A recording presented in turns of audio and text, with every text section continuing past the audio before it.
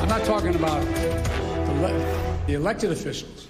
I'm talking about voters, Republican voters, agree with what I'm doing. And so unless Mitch says the last thing I did, this last piece of legislation, is so far left, well, then he ought to take a look at his party. Over 50% of them must be over that edge as well, because they support what I did. I'm talking about voters. Sounds pretty straightforward. A politician noting high support among voters as a mandate for action, especially if it's most of the country and a whopping half of the other party's voters, Republican voters, who are now backing President Biden on spending and other key issues. Biden using his high-profile press conference to put the heat on Mitch McConnell. And the same applies to a national Democratic bill to fortify voting rights. A quarter of Republican voters support it. This all goes back to something we've been reporting on this week. Tens of millions of voters matter more than a few Republican politicians in D.C., especially when those politicians ignore their own constituents because the politicians are more worried about primaries than even what their constituents want or what might be good policy for their state. This is the difference between politician bipartisanship and people bipartisanship, where real bipartisanship is measured in people. Now, if you're going, okay, Ari, long week, but this sounds pretty obvious. Why are we talking about this? Well, you are probably a normal human and not a D.C. operative or a pundit. Because in the Beltway, where I worked briefly, people really do still obsess over whether Ted Cruz will ever back a Biden idea. Spoiler, he won't. And if he does in a meaningful way, I'll be the first to come on here, report it, and tell you that I was mistaken. And yet, Democratic Senator Joe Manchin, who is often the 50th vote for Democrats, he's using the old model. On several issues, he's now saying he'll only back a bill from Biden that he might otherwise agree with if it's deemed that it's not partisan, which he defines by the old model of getting Republican senators to support it. And so think about that. Joe Manchin's actual public position right now is that he cares more about what politicians in other states do than what his own constituents support. Because we do know there are many Republicans in West Virginia. And statistically, as I just showed you, that means there are many voters there who back Biden on spending and gun safety and infrastructure and even the voting rights bill. Shouldn't they matter more to Manchin than whether an idea is supported by Ted Cruz or what Mitch McConnell does? I'm joined now by New York Times columnist Michelle Goldberg. Readers of Michelle Goldberg's columns will know she has tackled much more complex issues than this. This is a simple one. Michelle, what gives?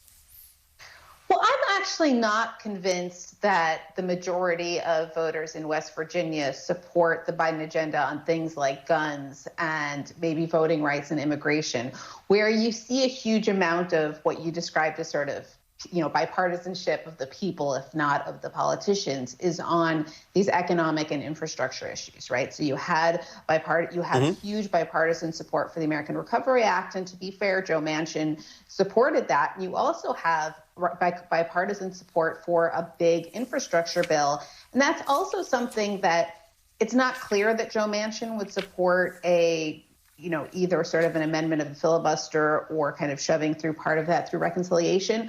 But he has, while he has sort of tried to trim Democratic sails when it comes to voting rights, which is extraordinarily serious, he's been much more enthusiastic about a big, robust infrastructure plan that includes tax increases to pay for it. But I mean, that's on the policy, which is important.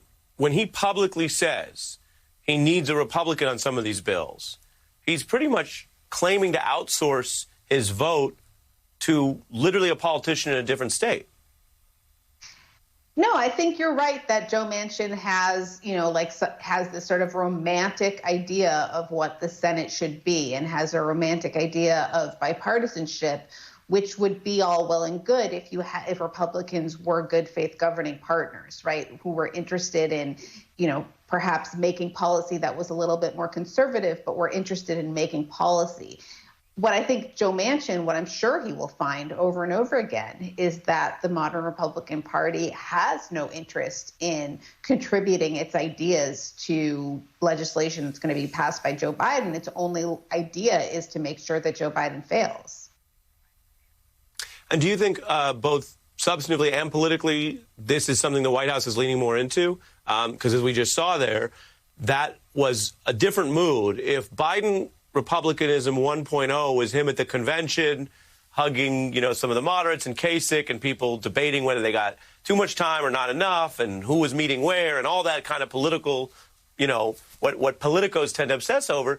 Biden 2.0 now, 60 days in, seems to be like, this is working. Your people are with me. You should be with me, too. Well, yeah, I think the important thing is that it's working, right? I'm sure that Joe Biden loves being lauded for a big, bold, popular bill. I'm sure that that's more important to him than these archaic norms of the Senate.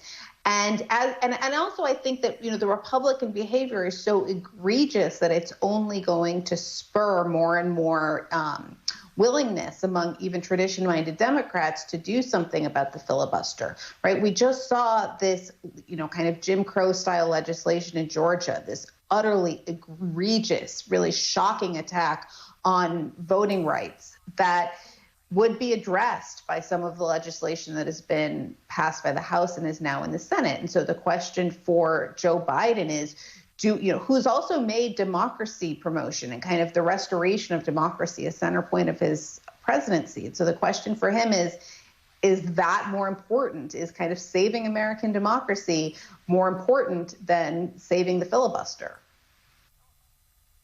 Well, when you put it like that, it's not a tough choice. When you put it like that, Michelle, it almost sounds like asking, that's like asking, do I want extra cheese? Yes. I don't have to think about it. I want to save democracy, and if there's extra cheese, I want that too. I mean, these are not close calls. Michelle Goldberg, always good to see you. Have a good weekend. Thank you. You too. Thank you. Up ahead, we got to get into this. Ted Cruz absolutely roasted for what some call a bizarre video, self-owning himself, trying to score political points and doing the opposite. Also, we have more on the big story, the problem in Georgia, how to solve it, and why some have new hope for the next generation. That's up ahead tonight.